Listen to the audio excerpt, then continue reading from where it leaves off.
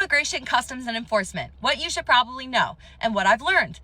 ICE was established in 2003 following the 9/11 terrorist attacks. So we had a country that was anxious of another foreign invasion, and the government leveraged that fear to institute policies that otherwise might have received pushback, essentially granting the president a military police with very little oversight.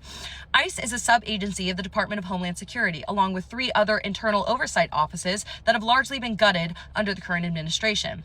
The Department of Homeland Security is in the executive branch with the president, and the president appoints a Secretary of Homeland Security, who's currently Kristi Noem. She receives directives from the president as far as how to interpret, prioritize, and enforce the law, which is why we see ICE operate differently depending on who the sitting president is. Because while they are the same agency and follow the same laws on paper, obviously they have different strategies depending on who the president is and what their priorities are.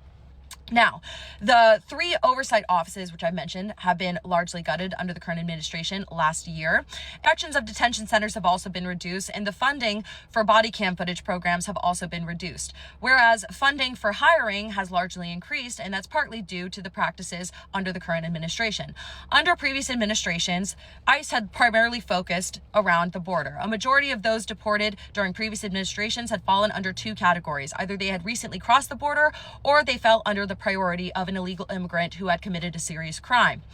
Under the current administration, ICE is operating far beyond the border and in urban areas and targeting sanctuary jurisdictions. And with all of these things considered, what can anybody do? Well, Congress approves the funding. They can also host oversight hearings. And then there is federal courts who can intervene and reshape policies as far as arrest practices, detention center conditions, and also the constitutionality of their policies. And even made these attempts in Minnesota and were defied by ICE. So it bears to reason that even with these safety measures in place, it doesn't seem like they're doing very much. So in my opinion, regardless of whose administration it is and who the president is, I don't think ICE should be able to operate the same way regardless of whoever the president is. I think it is a flawed political entity that needs far more oversight and safeguards in place so that nobody has the option to use ICE the way it is currently being used. Fuck ICE. Thank you.